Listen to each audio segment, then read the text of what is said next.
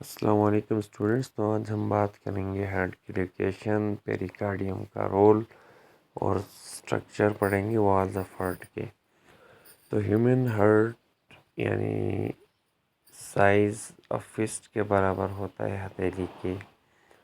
With इन मेडिस्टेनम होता है जो लेटरली लंग्स में पाया जाता है।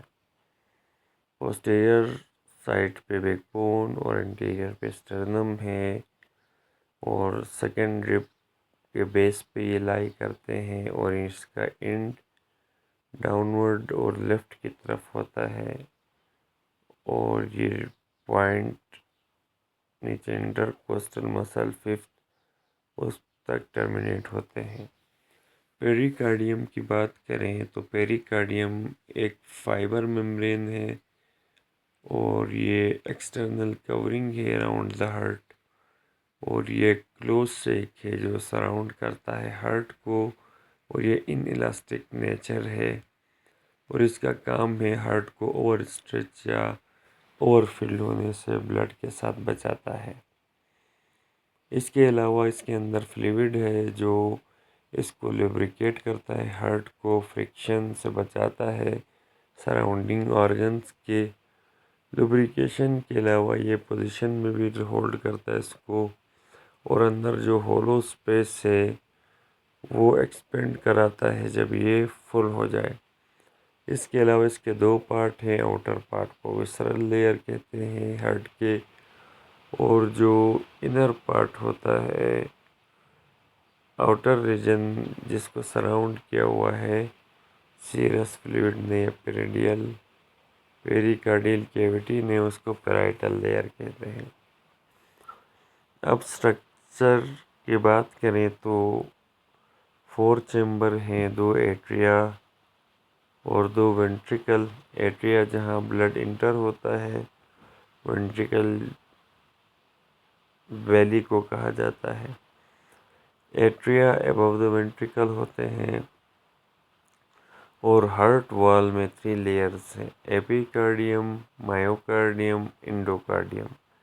एपिकार्डियम थिन होती है और फ्लूइड मेम्ब्रेन है, स्मूथ मसल्स की बनी है और जो थिक मिडल लेयर है मायोकार्डियम थिक है, मिडल लेयर है और ये कार्डियक मसल सेल्स की बनी है, जबकि एंडोकार्डियम स्मूथ होती है और इनर सरफेस से हार्ट चैम्बर की और ये simple squamous epithelium layer of connective tissue की बनी है।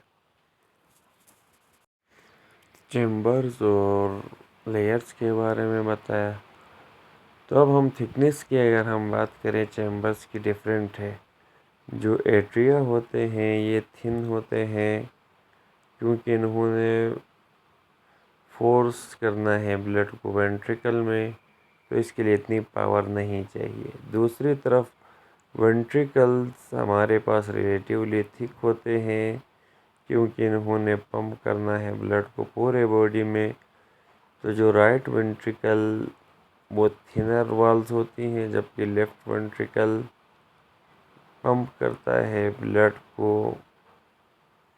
लंग्स में और शॉर्ट डिस्टेंस में, तो इनका रेशो है 1:3।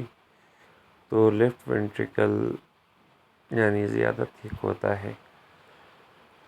राइट एट्रियम रिसीव करता है ब्लड को ऊपर सुपीरियर वेना केवा से, इंफीरियर वेना केवा और कोरोनरी साइनस, इन तीनों से राइट एट्रियम में ब्लड आता है और यहाँ डीऑक्सीजनेटेड ब्लड होता है। लेफ्ट एट्रियम में आता है जी पल्मोनरी वेन्स से और ये ऑक्सीजनेटेड ब्लड होता है। एट्रिया को सेपरेट करता है, बीच में एक पर्दा होता है इनके, इंटरएट्रियल सेप्टम, और एट्रिया के नीचे एट्रियोवेंट्रिकुलर कैनाल होता है। राइट वेंट्रिकल ओपन होता है पल्मोनरी ट्रंक में जबकि लेफ्ट वेंट्रिकल ओआर्टा में होता है और 2 वेंट्रिकल्स को सेपरेट करता है इंटरवेंट्रिकुलर सेप्टम। अब ये जो एट्रियोवेंट्रिकुलर वाल्व है यहाँ कस्प या फ्लैप होते हैं। एट्रियोवेंट्रिकुलर वाल्व जो राइट एट्रियम और राइट वेंट्रिकल में 3 कस्प है, इसलिए इसको ट्राइकस्पिड वाल्व बोलते हैं।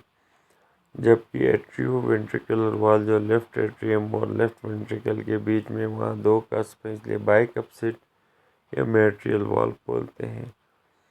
और इनके अंदर कौन से पेपिलरी मसल्स हैं, और इनके अंदर स्ट्रॉन्ग स्ट्रिंग्स और कोर्डा टेंडनी जो cusp of atrio ventricular valves की तरफ है। पेपिलरी मसल कंट्रैक्ट होते हैं और ये प्रिवेंट करते हैं द वाल्व्स फ्रॉम ओपनिंग।